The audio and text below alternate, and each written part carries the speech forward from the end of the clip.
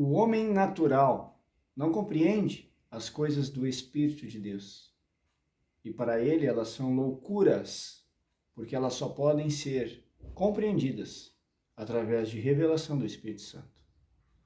Irmãos, muitos de nós estamos vivendo uma vida religiosa dentro da igreja, procurando de todo o coração servir ao Senhor e jurando nossas vidas a Deus. Pedro disse que mesmo que ele fosse para a morte, ele jamais negaria Jesus. Mas nós sabemos que quando o galo cantou, ele já havia negado 3 vezes ao Senhor. Muitos de nós estamos hoje na obra, jurando devoção eterna, mas nas mais simples adversidades, num problema financeiro, num problema familiar, num problema de saúde, nós murmuramos e cobramos e contendemos com o Senhor do porquê que estamos passando por lutas, por dificuldades, por tribulações. Eu queria trazer nesse vídeo alguns testemunhos e também um relato da minha própria vida em Cristo Jesus. Para quem não sabe, a minha mãe me teve com 43 anos de idade, de primeiro e único casamento e único filho. O médico que a acompanhou durante a sua gestação disse que eu nasceria morto ou com problemas sérios de saúde e que bem provável eu a levaria para o túmulo juntamente comigo. Então o conselho que ele deu a ela era que eu fosse abortado, porque era uma gravidez de risco. Eu não sei como é que eram os métodos daquela época, do ano de 1980, mas eu sei que a minha mãe fez um voto com Deus, dentro de sua visão de fé, que na época era uma visão de fé católica, apostólica romana, e fez uma promessa a Deus, de que se eu nascesse com saúde, eu seria um servo do Senhor, né? No conceito dela, talvez eu fosse padre. E esse que vos falo, no dia 1º de janeiro de 1981, nasceu com todas as suas faculdades físicas e emocionais saudáveis. Sempre procurei tirar as melhores notas na escola, sempre tive uma vida que, embora eu fosse uma criança muito arteira, sempre me dei bem nos estudos. Até que com os meus 10 anos de idade, meu pai, que era alcoólatra e abusava da minha mãe e agredia minha mãe, veio a óbito, faleceu em decorrência do seu vício do alcoolismo. E a minha mãe entrou em depressão crônica e se jogou numa cama e teve algumas recuperadas, por assim dizer, mas nunca se firmou novamente. Então, dos meus 10 para 11 anos, até basicamente os meus 23 anos de idade, eu não tive um pulso nem maternal, tampouco paternal. Como dizem por aí, eu me criei rolando, né? Mas, irmãos, nessa minha jornada com Jesus Cristo, onde eu já tinha visões e revelações do Espírito Santo de Deus desde os meus 6, 7 anos de idade, tanto que a minha mãe me levava a uma psicóloga para entender o porquê que eu tinha tanto medo do escuro, porquê que eu falava algumas coisas que não faziam muito sentido, etc. Eu demorei muito para entender o meu chamado na igreja, no corpo de Cristo. E eu só fui compreender isso aos 21 anos de idade. Com 15, com 16 anos, eu já tentava entender e compreender a Bíblia, lendo a Bíblia de forma racional, tentando me aproximar de Deus. Tinha uma congregação, não vou citar o nome, que de madrugada mandava colocar o copinho com água na tela da televisão. Eu já fazia isso, dava aquela água para minha mãe beber, para ver se ia curar ela da depressão. Nada funcionava. Mas quando eu aceitei Jesus como meu único Senhor e Salvador da minha vida, e não mais como um amigo imaginário, finalmente os milagres começaram a acontecer. A minha vida foi transformada. Eu passei por privações? Sim, passei por muitas privações. Basicamente vivi como um mendigo. Mas o Senhor restaurou a minha vida financeira, o Senhor restaurou a minha vida física, porque eu tinha problemas de saúde. O Senhor restaurou a minha vida conjugal, porque eu fui realmente me relacionar em matrimônio com alguém depois de velho. Antes disso eu tive alguns casos, morei junto, mas nunca fui um homem que constituiu família. E eu, sinceramente, achava que em mim se cumpriria a mesma vida de Jeremias, que eu não teria mulher e nem filhos. Hoje sou casado, uma esposa que Deus me confiou, me concedeu. Não teremos filhos, mas isso é uma particularidade nossa. E o Senhor restaurou tudo, tudo. Eu tenho um teto, tenho um carro que eu posso me locomover de lá para cá, de cá para lá. Tenho as coisas que eu gostaria de ter sempre. Não é luxo, mas eu sou muito grato pelo que tenho. Eu não preciso de muito para ser feliz. Eu glorifico o nome do Senhor, porque agora, conversando com vocês, até a roupa que eu estou usando é doação, é oferta. De tudo que eu estou usando aqui agora, a única coisa que eu gastei foi o sapato no meu pé que eu comprei no Mercado Livre por R$ 120 em 4 vezes no cartão. Essa blusa que eu estou aqui, um irmão amado me doou ela no ano de 2005, quando eu estava visitando eles na Serra Gaúcha, né? Eu tinha um compromisso com o esporte que eu praticava e eu aproveitei a oportunidade para ficar hospedado com irmãos. E esse irmão era pastor da igreja em Bento Gonçalves. Coincidentemente, não existe coincidência, existe Jesuscidência. Esse irmão era o presbítero de Bento Gonçalves e hoje eu moro em Bento Gonçalves desde 2021. Olha como o mundo gira. E essa blusa que ele me ofertou em Cristo Jesus, eu carrego comigo com amor no coração até hoje. Ele já não congrega mais comigo, ele congrega em uma outra visão doutrinária, mas o meu amor por ele permanece. E essa blusa que tem 20 anos, irmãos, ela está hoje, né, talvez mais nova do que quando ele me doou. Lembram do povo no deserto? O povo no deserto, a sandália não se gastou, a roupa não se comeu. Mas por que aquele povo não entrou em Canaã?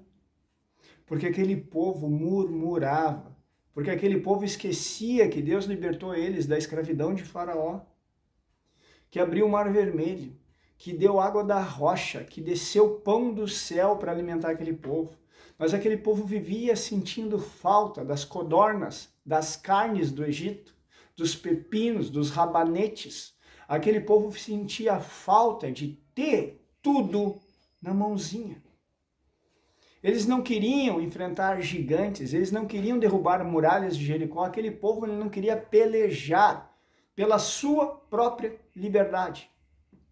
E hoje o crente que sabe que a nossa luta não é contra pessoas, não é contra carne e sangue, mas a minha luta é contra mim mesmo, contra os meus próprios conceitos, razões justificativas, justiça própria. A minha luta é contra uma natureza que habita em mim e que não compactua com a vontade do Espírito Santo. Quando Jesus diz que não ficaríamos órfãos, mas que ele enviaria o Consolador, o Espírito da Verdade, para nos conduzir a Deus, para nos conduzir a Cristo, o Senhor Jesus está dizendo, eu vou trocar a natureza de vocês de terrena para uma natureza celestial. Paulo disse, existem corpos terrenos e corpos celestiais. Um é a glória da terra e o outro é a glória dos céus. Irmãos, esse nosso corpo está fadado ao pó. E essa terra está entesourada e será condenada pelo fogo. E, consequentemente, como essa composição orgânica da qual eu faço parte, porque a minha casa natural, por assim dizer, porque a minha verdadeira essência é espírito. O fôlego de vida que foi dado a mim fez gerar, através da fusão do espírito com o pó, uma alma vivente, que é mente, vontade e emoções. Então, o meu eu psíquico, o meu verdadeiro eu é a minha alma. São os conceitos que estão dentro de mim que eu penso, logo existo. Já ouviram essa frase? E essa natureza que Deus me confiou, ela primeiramente era terrena, com padrões terrenos, com conceitos terrenos, com tradições terrenas, com toda uma racionalidade que é totalmente antagônica aos padrões de Deus. Mas quando eu nasci da água e do Espírito, e quando eu confessei Jesus Cristo como o único Senhor e Salvador da minha vida, eu recebi uma outra filiação que é divina. O penhor da minha herança, o Espírito Santo que está dentro de mim e daqueles que creem, essa nova natureza nada mais é do que um filho que precisa ser gerado dentro da minha alma para que ele cresça e para ele governar a minha psique e me mostrar que o novo eu agora não é mais segundo os padrões terrenos, mas é segundo os padrões celestiais. Paulo é muito sábio quando diz, se vocês morreram com Cristo para o mundo, vocês têm que pensar nas coisas lá do alto. Se morremos com Cristo, também com Cristo viveremos. Se com Ele sofremos, também com Ele seremos glorificados. Irmãos, as situações negativas em que nos encontramos quase que semanalmente, quase que diariamente, cada um tem suas batalhas pessoais, elas não são porque Deus quer me ver sofrendo, elas são porque dentro de mim existe uma natureza que tem desejos. Um exemplo muito prático, eu era uma pessoa que tinha um problema muito sério com finanças. Justamente porque eu não tinha um emprego, eu não tinha condições, então eu não tinha como pagar contas. E eu orava e clamava para que o Senhor me libertasse disso. Eu cheguei a ficar com um carro que eu tinha, 16 parcelas em atraso, porque eu sofri calote em 2 empresas que eu trabalhei. Numa delas eu trabalhei 1 ano e 4 meses, sem carteira assinada. Disseram que eu tinha assinado minha carteira, mas nunca assinaram. E eu tinha que passar todos os dias pela Polícia Rodoviária Federal e o carro em busca e apreensão, porque eu tinha que deslocar de uma cidade a outra para poder pegar material para continuar trabalhando. E eu dependia do carro para trabalhar, porque o carro era alugado. E eu clamava ao Senhor, Senhor me ajuda, Senhor me ajuda, Senhor me ajuda. Me ajuda a pagar as contas. E o Espírito Santo me falava muito fortemente, eu não mandei você fazer conta. Eu não mandei você correr atrás dos teus desejos naturais. Mas eu te perdoo se você confessar pecados a mim. Se confessarmos os nossos pecados, Ele é fiel e justo para nos perdoar os pecados, amém? 1 João 9. E o Senhor me abençoou. Levantou um irmão que tirou do próprio bolso boa parte do que faltava para quitar esse carro. E a minha esposa pegou um outro tanto. E a gente conseguiu quitar as 16 parcelas em atraso com um bom desconto. E finalmente a gente se viu livre daquela dívida. Deus levantou um ofertante de outro estado, um amigo de infância que tinha aceitado o Senhor Jesus Cristo, mas que há algum tempo a gente não se via pessoalmente. E ele me abençoou. Cristo me abençoou através desse irmão para que eu conseguisse quitar essa dívida. O carro que eu tenho hoje, eu não escolhi a marca, eu não escolhi o modelo, eu não escolhi o ano, eu não escolhi a cor. Tudo foi oração. A minha esposa foi fruto de oração. A minha vida é fruto de oração. A roupa que eu estou vestindo, como eu falei, a única coisa que eu comprei foi o sapato. A meia que eu estou usando é oferta, a calça que eu estou usando é oferta, a cueca que eu estou usando é oferta, essa blusa tem 20 anos, a camisa que está embaixo é oferta. E eu não tenho vergonha de dizer isso para vocês, porque quando você coloca em primeiro lugar o reino de Deus e a justiça de Deus, Ele não deixa faltar nada. Mas você precisa ter fé. E para você provar a sua fé, você precisa passar pela dificuldade, pela tribulação, para ver se realmente você crê no Senhor, ou se você só crê no Senhor quando é abençoado. Irmãos, a vida cristã não é fácil.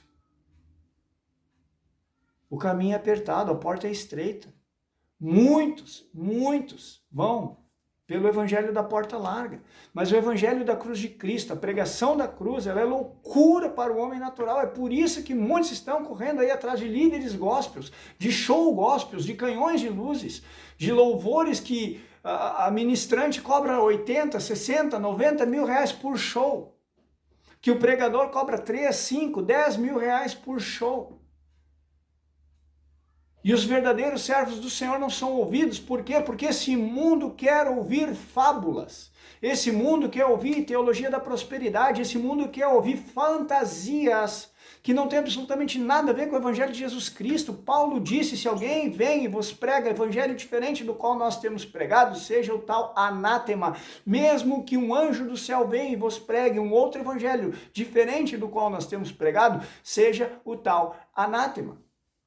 E Paulo conclui com uma frase muito sábia onde ele diz, procuro eu agora agradar a homens ou agradar a Deus? Porque se eu procuro ainda agradar as pessoas como estão fazendo aí no mundo, eu jamais serei servo de Jesus Cristo. Cristo foi muito claro quando disse, se ouviram a minha palavra, ouvirão a de vocês. Se perseguiram a mim, perseguirão vocês. Se zombaram de mim e criticaram a mim, criticarão a vocês também. O servo não é maior que o seu Senhor. Essas mensagens que eu trago para os irmãos, eu trago para que os irmãos parem de ser ovelhas gordas mamando nas tetas de seus líderes religiosos e aprendam a ouvir a voz do Espírito. Mas você só vai aprender a ouvir a voz do Espírito quando você fechar a porta do teu quarto e em secreto orar ao Senhor. Quando você começar a alimentar o teu espírito das palavras de vida eterna, que é a Bíblia Sagrada. Você faz de 3 a 5 refeições por dia para alimentar tua carne, para que você tenha saúde, mas para trazer saúde para o teu espírito humano. Quantas vezes por dia você se alimenta da palavra de Deus? Quem de mim se alimenta, por mim viverá, diz o Senhor. Eu glorifico o nome do Senhor e não estou aqui para me exaltar diante dos irmãos, porque Deus conhece o meu coração e conhece o coração de quem está do outro lado da tela aí ouvindo. E irmãos, eu acordava às 5, 6, 7 horas da manhã e eu me agarrava na palavra até às 11 da noite, até a meia-noite. Quando não estava em grupos de oração, eu estava em cultos. Quando não estava em cultos, estava visitando irmãos que estavam afastados. E assim eu ia. Eu almoçava na casa de irmãos, eu jantava na casa de irmãos, eu vivi de ofertas. Com 12, 13 anos de idade, eu fiquei alguns meses morando na casa de um padre. Porque a minha mãe estava internada por causa da depressão. Diziam na época que era problema dos nervos. E eu via a vida devota desse padre, um padre católico apostólico romano, e sim, era um homem de Deus, sim, independente da placa, ele era devoto ao Senhor. Dentro da fé que ele foi instruído, ele era fiel e zeloso ao Senhor. Ele me levava na casa de irmãos católicos para mim comer, porque ele não tinha comida em casa para me dar. Eu nunca vou me esquecer de tudo que ele fez por mim. Um homem que não era casado, que não tinha filhos, mas que me acolheu como um filho amado.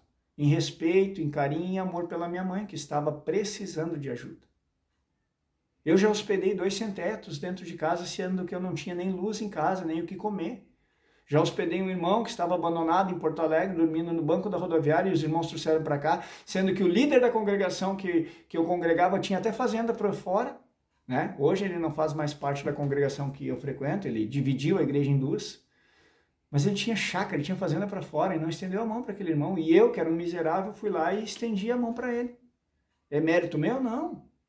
É meu dever cristão. O nosso dever cristão é o quê? Amar uns aos outros. Mas não mais como a lei ensina, e sim como Jesus ensina.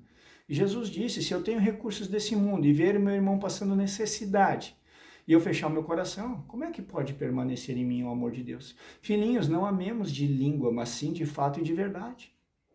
Amados, se vocês olharem atrás de mim, vocês vão ver que o dia está acabando e a noite vem surgindo. E hoje eu quero deixar essa mensagem para vocês. Vem a hora, e ela já é chegada, em que Cristo olhará para baixo e procurará a igreja. Ele procurará a noiva, ele procurará as virgens prudentes, que têm azeite em suas vasilhas e não só fogo por fora. Tem muito crente aí cheio de fogo, sapatinho de fogo, mas não tem azeite na vasilha, que é a nossa alma, cheia do Espírito. Nisto é glorificado meu Pai, disse o Senhor Jesus Cristo, em que deis muito fruto. Você sabe o que é os frutos do Espírito, citado lá em Gálatas, capítulo 5, versículo 22 em diante? Você tem dado esses frutos para Deus? Você tem glorificado o nome do Senhor com os frutos do Espírito? Ou você acha que cheio de obra, cheio de conhecimento teológico e cheio de liturgia, cheio de aparência, eu sacrifico, eu oferto? Não, o Senhor não tem prazer em sacrifícios e holocaustos, o Senhor tem prazer que se obedeça a sua palavra. A palavra do Senhor é muito simples, crucifica o ego, crucifica a razão, crucifica a justiça própria e seja discípulo e não fariseu. Porque muitas das coisas que a gente prega, muitas vezes a gente não vive. E Jesus disse que os fariseus eles atam fardos pesados nas costas dos discípulos, mas eles não movimentam com o dedo. Não adianta você seguir um líder religioso que prega amor e caridade, mas ele está andando de iate, tem casa em Cancún, tem casa em Dubai, anda com um carro que o IPVA do carro vale mais do que toda a tua renda que você possui, e vem pregar amor. É errado ter condições? Não, de forma nenhuma. Mas agora, se eu uso do dinheiro dos dízimos e das ofertas para viver no luxo, enquanto os meus irmãos estão passando dificuldade, que amor é esse que Jesus ensinou para eles? É muito fácil dizer eu te amo, difícil é demonstrar com condutas diárias. Irmãos, aprendam a depender de Jesus Cristo e não de líderes. Aprendam a dobrar os seus joelhos e a ouvir a voz, a falar do Espírito Santo que habita em vocês. Vocês não são infrutíferos se vocês tiverem fé. Agora, se a vida de vocês se resume a um domingo na igreja e de segunda a sábado no mundo, cobiçando o mundo, eu tenho notícia para dar para vocês. Vocês serão julgados com o mundo que vocês tanto amam. Mas se vocês aprenderem que é onde está o nosso tesouro, ali estará também o nosso coração. Aí há esperança, para que quando ele vier, nós sejamos arrebatados e cearemos com ele. Creia nessas palavras.